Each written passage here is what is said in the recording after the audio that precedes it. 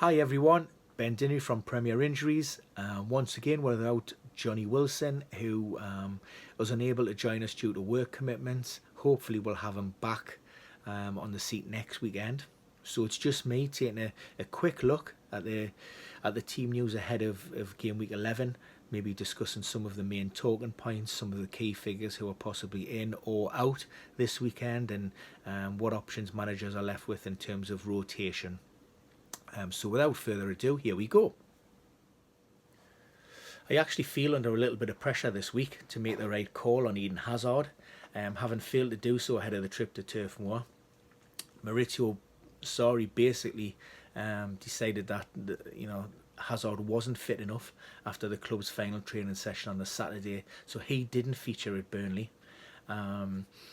He also missed out in the Carabao Cup, and Gianfranco Zola spoke to the press prior to that game against Derby, and he said that Hazard was making good progress and he was confident that he would be involved this weekend. And those sentiments were echoed by Maurizio Sarri on Friday. He was a little bit clearer in his understanding of the injury and his expectations of the player. Although he said it was unlikely that he could maybe complete 90 minutes, the full game, he would hope that he could possibly do 40 to 45 minutes. So that in itself suggests that Hazard will be a part of the matchday squad, but maybe won't start and could begin the game on the bench.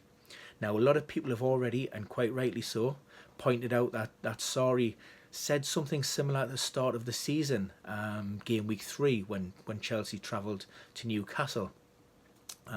If I recall correctly, Sarri said that Hazard was probably only fit enough for around maybe 60-65 minutes.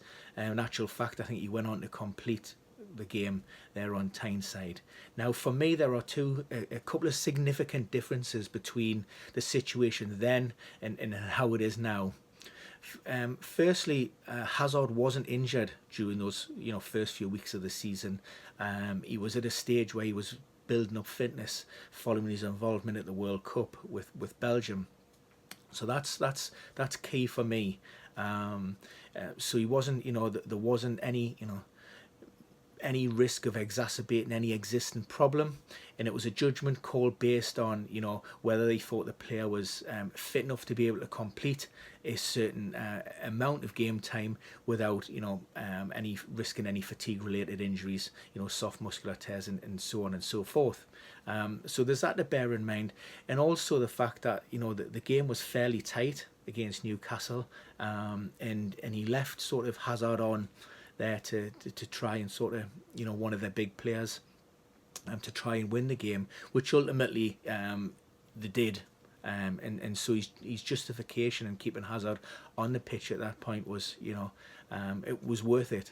So for me, I'll probably go with the manager on this one and say Hazard will start on the bench, and again that probably comes back the result last weekend as well, 4-0 at Burnley against a decent against a decent side. The form of Ross Barkley has to be taken in consideration. Williams doing well. Pedro returned midweek as well. I know he went off at Turf Moor after 30 minutes due to illness, a stomach ache. So he's back in contention, and you've also got Loftus-Cheek, who scored a hat-trick in the Europa League. So taking all those factors into account, I think I'm looking at Hazard starting on the bench and then being introduced maybe around the 60-minute mark. Good news for Ben Davies owners, after Danny Rose was ruled out probably until after the international break, due to an ongoing and persistent groin problem. I suggest that there's probably been some kind of setback in recent times there. Initially, Rose was on the same sort of return to play timeline as Dele Alli, which would have meant he probably had a good chance to be in the squad which faced City on Monday night. However, that didn't happen, and the club announced officially today, that it's likely that him and along with Eric Dyer won't be back until later this month. So at least a couple of weeks there on the bench. Couple of issues for Tottenham. Victor Wanyama's picked up another knee injury. I think we're looking at around about almost 200 days out in the last maybe 17 to 18 months for Victor Wanyama. He's had issues with his cartilage, and it all appears to be in the same knee, in the left knee.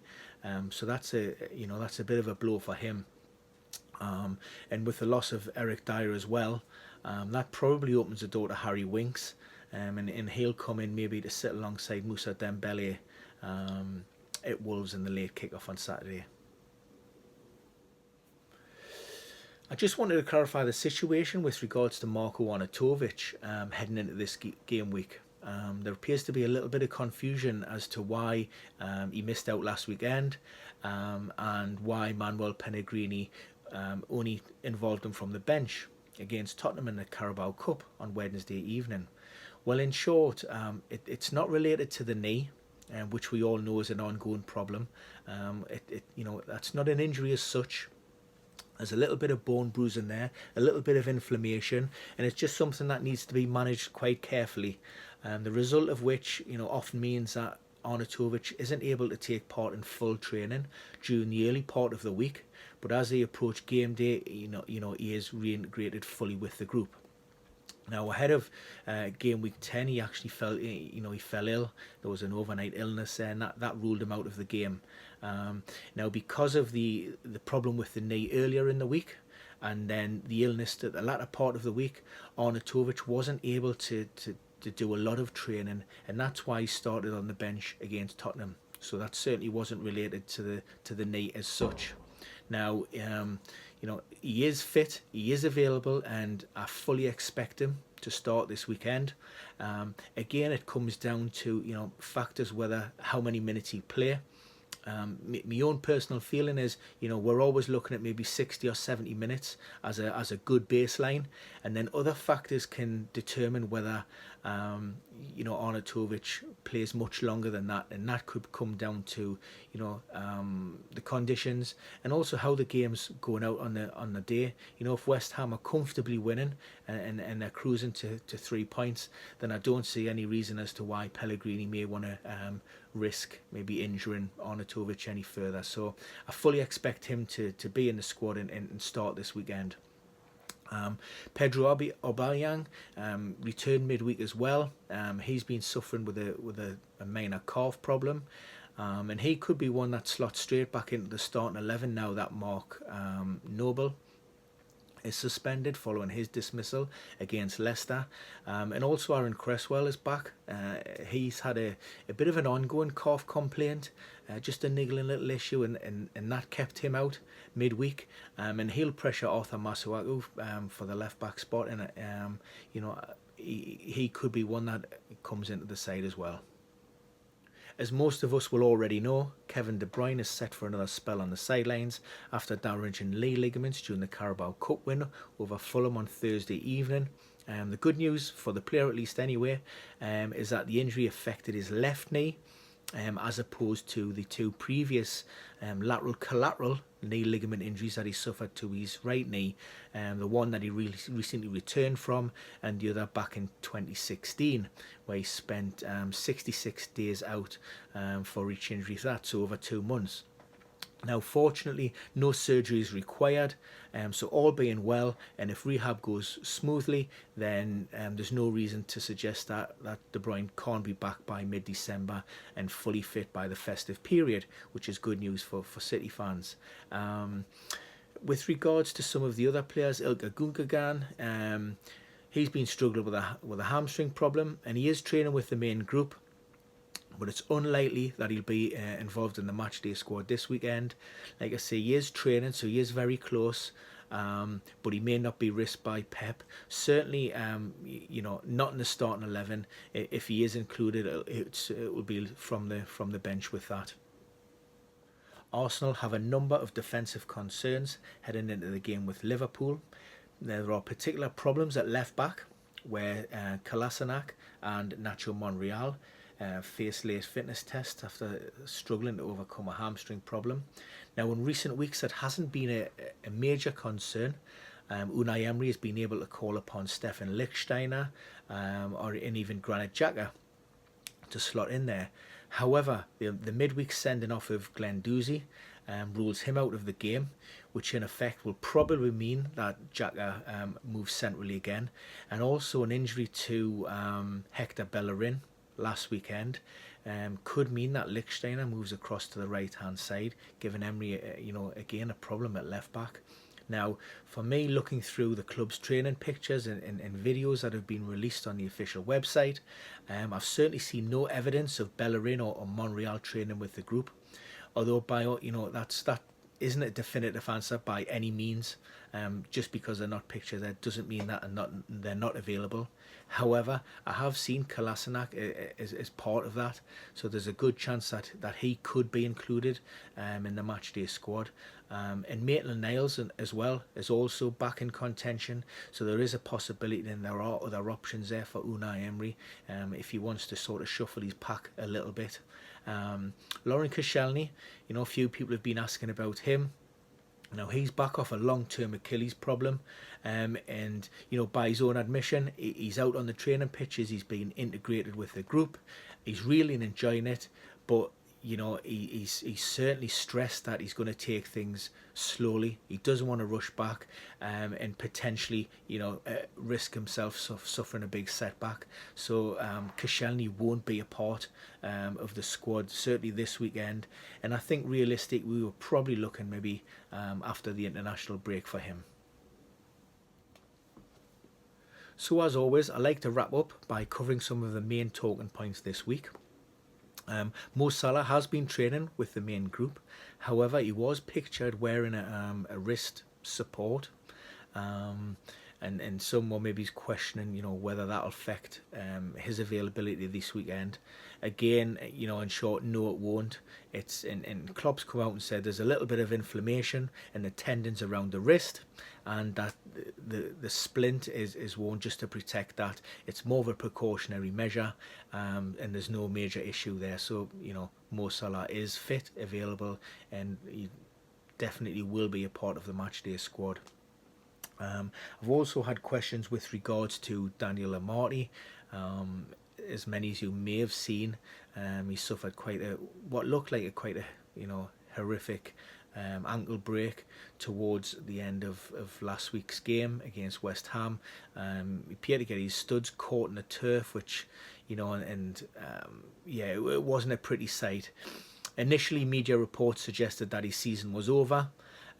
He was whisked down to surgery, which went really well. They were successful in that. I had a look through the data, probably going back to about 2010, and what we've seen, average return to play for players who have suffered a similar type of injury is around 127 days. And on Thursday, Claude Puel come out and said, Daniel Amartey will probably be normally. He would be missing for around about 4 months, so that's definitely in line with the data we've had. And that could mean a return towards maybe the back end of February or early March with that as well. Florian Lejeune, he's back on Tyneside. He ruptured his ACL in July, and he spent the first few months of his rehab in Italy after having surgery out there. Now he's progressing really well through that, and Rafa Benitez is hopeful that the defender can return maybe within 4 to 6 months. It's a surgeon that he's used before, and the results, I think Rolando Evans, particularly at Newcastle, he was back on the training pitches and training fully after 4 months. So, there's a lot of optimism there that Lejeune could be back, certainly sooner than that we would see typically. Average return to play is in the region of around about maybe 9 months. In some instances that can go beyond 12 months. So anything within 6 months would be great, and particularly given the situation that Newcastle find themselves in at the moment. Rafa Benitez confirmed that the defender has been involved in parts of the session this week, namely the warm-ups with the group. And that'll just be getting used to movements, and there are no contact parts of the session at the moment. These will be just very light jogging and twisting and turning and so on and so forth. So it's one to watch, but Newcastle fans getting a little bit excited that, you know, he's going to be returning within the next month or so. You know, it's probably just a little bit premature at the moment, and I think if we have any return to play before March, I think that's a bonus, and the surgery's been a huge success. So that's it for another week. Thanks everyone for watching. If you enjoyed the video, give us a thumbs up, and if you'd like to see further videos from either myself or Johnny on his return, then subscribe to the Premier Injuries YouTube channel. And also feel free to leave any comments, and we do look at those, and we try to respond to as many as possible. So until next time, thanks once again, and we'll see you again soon. Cheers.